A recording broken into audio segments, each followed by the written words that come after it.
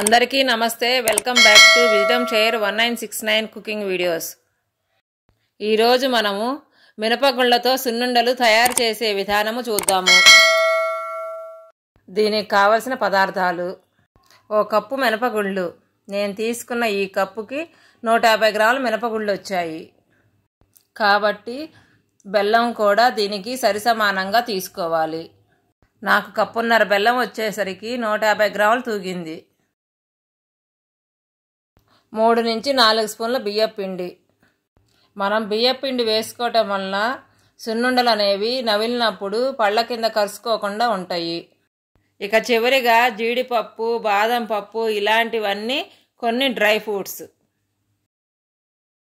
ముందుగా స్టవ్ మీద ఒక ప్యాన్ పెట్టుకొని మంటని లో ఫ్లేమ్లో ఉంచి మనం తీసుకున్న కప్పు మినపగుండని దాంట్లో వేసి బాగా తిప్పుతూ వేయించుకోవాలి. ఎందుకనంటే ఈ సున్నుండల రుచి మొత్తం కూడా మనము మినపగుండ్లు వేయించుకునే విధానంలోనే ఉంటుంది. మనము మినపగుండ్లని వేయించుకున్నంతసేపు కూడా మంటని లో ఫ్లేమ్లో ఉంచి బాగా వేయించుకోవాలి. ఎందుకనంటే హై ఫ్లేమ్లో ఉంచి మినపగుండ్లను వేయించుకుంటే సరిగా వేగకపోగా మినపగుండ్లు అనేవి స్మెల్ వస్తూ ఉంటాయి.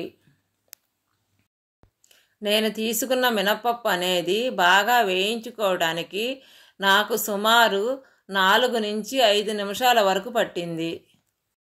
మనము మినపప్పు అనేది సరిగా వేగిందో లేదో తెలుసుకోవడము చాలా ఈజీ.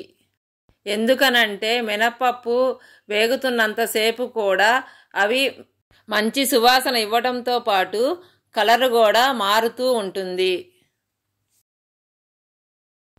చూశారు కదండి మినపప్పు అనేది ఎంత బాగా వేగిపోయినాయో. మీరు కూడా మినపప్పుని ఈ కలర్ వచ్చే వరకు బాగా వేయించుకోండి. ఇప్పుడు ఈ మినపప్పుని కాసేపు చల్లారబెట్టాలి. ఇప్పుడు ఒక మిక్సీ జార్ తీసుకొని దాంట్లోకి మనం వేయించుకున్న మినపప్పు ఏవైతే ఉన్నావో అవి చల్లారిన తర్వాత కొంచెముగా పోసుకొని మూత పెట్టి బాగా గ్రైండ్ చేసుకోవాలి.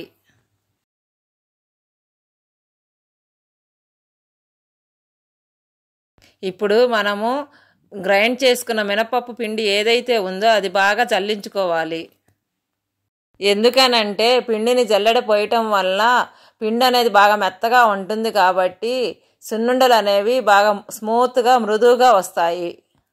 కాబట్టి పిండిని నేను ఏ విధముగా అయితే జల్లిస్తున్నానో మీరు కూడా అదే విధముగా జల్లించుకోవాలి. మనము జల్లించినప్పుడు నూక అనేది వస్తుంది కాబట్టి అది కూడా మళ్ళీ మిక్సీలో వేసుకొని గ్రైండ్ చేసుకొని జల్లించుకోవాలి. ఇదే విధముగా మినపప్పు అన్నింటినీ కూడా మిక్సీలో వేసుకొని బాగా గ్రైండ్ చేసుకొని జల్లెడ పట్టుకోవాలి. ఇప్పుడు మనము జల్లెడ పట్టిన పిండి మొత్తాన్ని కూడా మిక్సీ జార్లో వేసుకొని దాంట్లోకి మనం తీసుకున్న కప్పున్నర బెల్లాన్ని, 3 స్పూన్ల బియ్యపిండిని, డ్రై ఫ్రూట్స్ని, అలాగే 1/2 స్పూను యాలక్కాయల పొడిని వేసి మూత పెట్టుకొని బాగా గ్రైండ్ చేసుకోవాలి.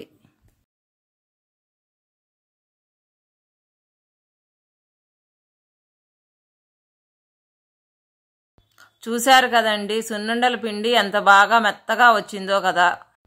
ఇప్పుడు ఒకసారి పిండిని తిని స్వీట్ సరిపోకపోతే ఇంకొంచెం బెల్లాన్ని వేసుకోండి. ఇప్పుడు మనం గ్రైండ్ చేసుకున్న సున్నుండల పిండి మొత్తాన్ని కూడా ఒక గిన్నెలోకి తీసుకొని ఇప్పుడు నేను ఏ విధముగా అయితే కొంచెము పిండి మీద 2 స్పూన్లు నెయ్యి వేసుకొని ఎలా అయితే చూపిస్తున్నానో మీరు కూడా అదే విధముగా నెయ్యి వేసుకొని బాగా కలుపుకొని చిన్న ఉండలుగా తయారు చేసుకోవాలి.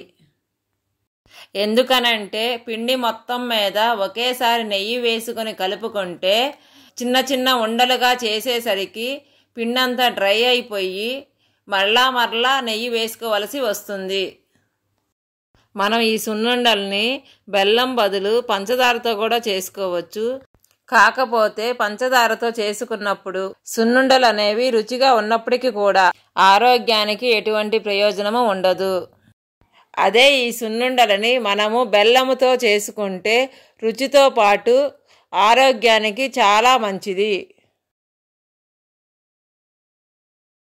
Thank you for watching. మీకు మా వీడియో నచ్చినట్టయితే please like, share, subscribe and click the bell icon.